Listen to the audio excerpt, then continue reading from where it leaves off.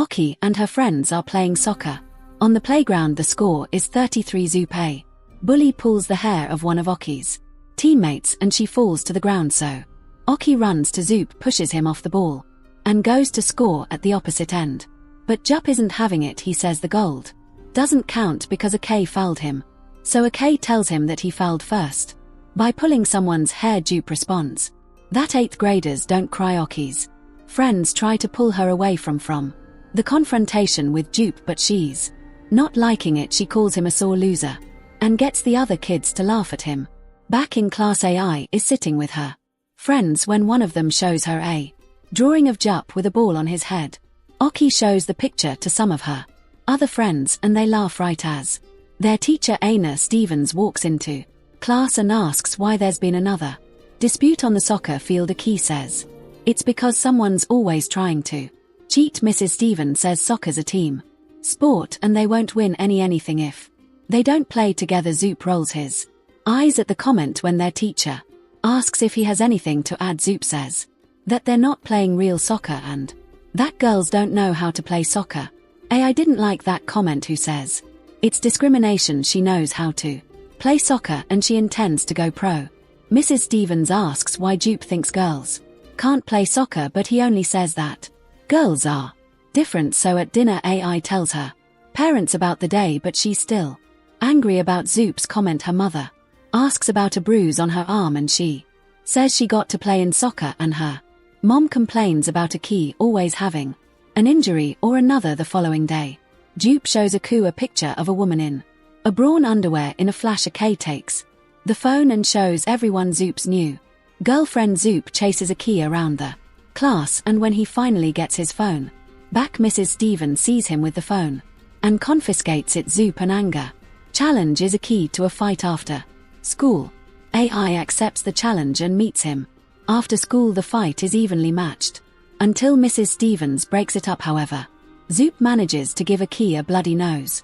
Despite her efforts to stop the bleeding, Aki is still bleeding hours after the fight. Eventually, her mother reluctantly takes her to the doctor. Now the doctor at the office asks how often Aki has nosebleeds and asks about her luck. He sees that she's been pushed recently. He also asks if she has fainting and dizzy spells, but Aki shrugs. The doctor says he'd like to do a blood test after school. AI walks home with Elsie, her best friend. When she sees her parents, they tell her that they have to go to the hospital because of the results from her blood test in the oncology department. AI worries about the somber mood of her parents. She asks them what oncology means, but her mother doesn't answer. Oki's father, meanwhile, wants to tell her, but her mother's adamant. All fed up, AI leaves the elevator, approaches the first medical personnel she sees and asks what oncology means for a school project.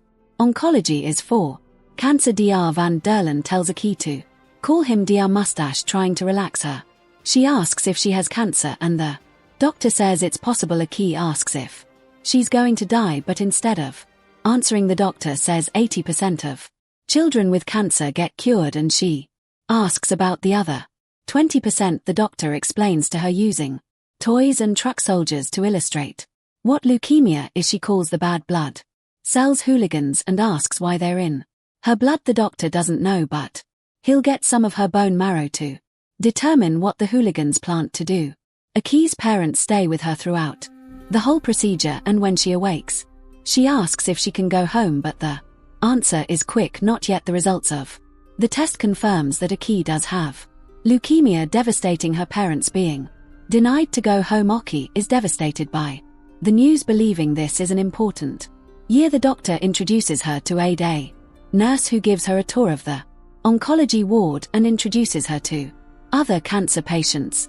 In school, the teacher asks the class what they know about leukemia. The class glum from their absence of their friend, don't know how to answer back. At the hospital, AI meets Lissa, a cancer survivor who's about to go home. Gives Oki her courage. Beats back in the school, Ibrahim asks if AI is dying. Elise says that if she is, they should pray for her. The teacher tells Elise that not everyone believes in God, but anyone can send to key wishes any way they can. Ibrahim asks the teacher if her husband died of cancer, which he did. Then she assures him that That was a long time ago and doctors are much better now, she says. Most children overcome cancer, and one of the students concurs, saying that her niece had cancer and became healthy again. The students ask how Aki would cope without writing exams. Jup says that Aki is the only girl that can play soccer and her absence will affect their chances at the tournament, but the teacher assures them that Aki will be back before then. So after Aku's first chemotherapy, the doctor asks how she feels. At first she says it's okay, then admits that she is feeling bad. The doctor says it's to be expected after chemo. Aki asks if she can go back to school because training for the football tournament is starting soon, and as she's talking she throws up. She admits to the doctor that she misses her friends, but the doctor says he understands her immunity is low, so she can't receive visitors back in school. Mrs. Stevens tells the class that they can visit Aki, but they should all paint her something. Ibrahim paints a picture of Aki on a bike, promising to take her on a ride. Ellery wishes her a quick recovery because life isn't fun without her, so in her hospital room Aki reads the notes from her friends and teacher. She tries to come up with some kind of adequate reply, but she can even after several tries. Aide walks in and they talk about her confusion. Aide also tells her that if she's ready it might be time to cut her hair now. With her mother present, Aide starts cutting Aki's hair. It's as short as a boy's. When she looks at it in the mirror, Aide asks her if she likes her new hair and she shrugs and says it's okay. With Aide's help she writes a note to her class. She thanks them for the messages, tells them about her medical procedures, asks about the training and informs them that she might be allowed to have visitors soon. Lauren, Elise and Ibrahim are chosen to be the first people to visit her. Zoop, masking his disappointment, kicks the ball away. When they arrive, Lauren presents her with a drawing and Ibrahim gives her a ball. The visitors are still with Aki when the doctor comes to see her, sharing the good news that the number of hooligans in her body is reducing. So Aki's excited about the news, believing that it means she's cured and could go back to school. But the doctor tells her that it's just the first half and they have to continue fighting. When the doctor leaves, she talks about the upcoming tournament with her friends. She tells them who she thinks should play, but when AI says that she wants to play too, her mother shuts her down. Aku's not understanding why her mother doesn't want her to play when the doctor says that she can do anything she wants to diffuse the tension. Mrs. Stevens takes her mother out of the room, and while they're gone, Ari and her friends plan to matchmake. Mrs. St and their soccer coach Aku is with the nurse and aide who want her to try out different wigs. Reluctantly, AI allows herself to be convinced about the idea of wearing these wigs, but she rejects. The Mauler tells her that they'll make a wig with her hair color and she ends up agreeing. Later on, AI is entirely bald. Her parents pack her things while she's juggling the ball Ibrahim gave her. The doctor comes into the room and asks if Ari's nervous. When she says she isn't, he tells her that no one knows what to expect, but she has to protect herself at all times, so she agrees, and he tells her that though she's leaving the hospital, her treatment isn't yet complete. She still has to come back and finish up. Aki agrees and says that Dr. Wonderland is the best doctor in the world. Aki's parents end up taking her back to school and she's nervous at first, but her friends welcome her with a song so that she won't feel out of place. Her classmates all wear hats and solidarity as she refuses to wear a wig. The class ends up holding a fashion show, showcasing their caps. Aki goes on last. When she takes her cap off, they're stunned in silence as soon as they see her bald head, but Lauren makes a joke. The others laugh and then there's no more awkwardness. Now on the playground, the team plays soccer when Aki suddenly collapses. They usher her to a bench. Lauren comes to sit with her and she tells him that she liked the drawing he sent her and that he should make a comic. Zook comes over and teases her about her bald head, but Ibrahim confronts him and says that he should take back that comment. Now back in her room, Elise asks Aki why she hung Zoop's picture along with the others. AI says Dupe is also in the class, but Elise calls him an idiot. Elise tells Aki that Lauren wants to kiss her, so she tells Elise to kiss Lauren instead. Confused, Elise asks why Aki is so moody, and she answers angrily saying that Elise is constantly interfering in The end AI asks her to leave on the next day. A K and her class resumed their new school. One of the rules of the school is that no caps are allowed. One of the seniors asks a K to take off her hat and flips it off. When she doesn't respond, Jupe stands up to him and the rest of the class joins in. The boy puts the cat back on a K's head and apologizes, and as they're leaving for home, Oki thanks Jup for standing up for her. She invites him to the hospital as she's going in for a second visit. Jupe rushes off. AI ends up apologizing to Elise, and she says the drugs are making her act strangely. Now on a K's second visit to the hospital, she makes a bet with the doctor. If he can't make her better, he has to take off his mustache, and the doctor agrees. When it's time for her friends to come and visit, Elise, Lauren, and Ibrahim come with Carol, AKK's cat.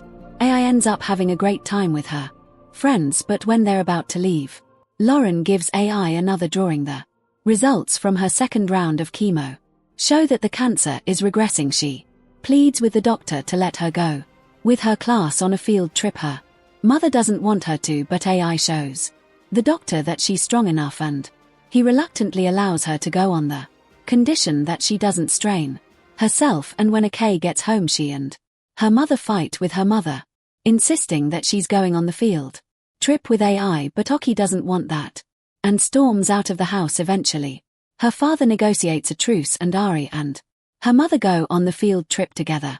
Now at the field trip, the children play a game of hide and seek. Key climbs up a tree to hide, and Mrs. Stevens, who's the one seeking, finds everyone except the Key, but a Key has vertigo and can't come down from the tree. Mrs. Stevens divides the class into groups to find her. Jupe finds her in the tree and climbs up to meet her step by step. Zoop helps AI get down at the bottom of the tree. Zoop apologizes to her for not visiting her in the hospital. He says he hates hospitals because his younger brother died after spending a year there when he was in third grade because of what happened the previous day. Oki can't join the rest of her class, so Zoop goes to the room to see her. He asks her to come and watch the training if she's strong enough. Sure enough, AI comes to join him, but as Zoo passes her the ball, she collapses on the field. Ari's father comes to pick her up, and she says that she can't make the tournament. Ellie should play in her place. Meanwhile, Len gives a Key a comic he drew titled Super A K. At the hospital, the doctor tells Oki that the cancer cells have spread to her brain. AI confesses that she climbed a tree against disorders, but the doctor tells her that that's not the reason the cancer's back. She says she doesn't want to die, and the doctor reminds her that he is the best doctor in the world. She undergoes more tests and treatments. Mrs. Stevens discussing her progress with the rest of the class. The whole way the discussion shifts to the students' personal beliefs. Some, like Ibrahim, believe in heaven, others believe in reincarnation. When Miss Stevens asks Jup what he believes in, he says nothing. He says the dead stay dead. Oki is starting to look pale now. When the doctor comes into her room, she notices his without a mustache. It seems to drain all hope out of her, and back in her room she asks Safid if it hurts to die. She tells her that it doesn't and gives a Key a big hug. In school, Mrs. Stevens tells the class that a Key can't play in the tournament. She asks for volunteers to replace her, and at least volunteers per Ari's wishes. Jupe asks if AI can come and watch, but Mrs. Stevens says she's too weak. Even when Jupe asks if they can get an ambulance to bring her, Mrs. Stevens tells him no. Undeterred, Jup and Lauren go to the hospital to speak with the doctor.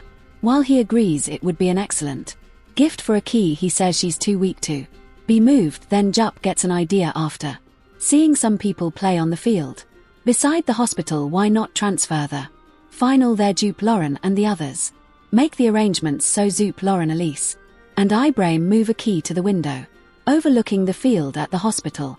Zoop gives her his phone to talk to the others, and a K gives him her necklace. When it's just the two of them, finally they kiss. Ibrahim calls her and gives her a detailed account of the match between FC Oncology and a Key FC as a Key and her parents watch from the window. Zoop scores a Key, celebrates with him, and when she closes her eyes, her spirit leaves her body. She looks down on the celebrating players, then ascends into the sky. In school, Zoop stands in front of a Memorial for a key crying Ibrahim tells him that 8th graders don't cry Zoop. Laughs before putting on a case. Necklace FCAI plays in the tournament. Everyone from the hospitals there as are. Her parents all Ari's friends play and Elise scores the winning goal. They celebrate and the movie comes to an end. Just as a key would want it. The movie 8th Graders Don't Cry was released in 2012, produced by Bishop Productions, Wrinkle Film and Evish Omop. Those who started the film are Hannah Obeck, Niels Vuan and Fiona Livingston. If you were a key, would you have picked Lauren or Jupe? Post your comments with the #cinema recap.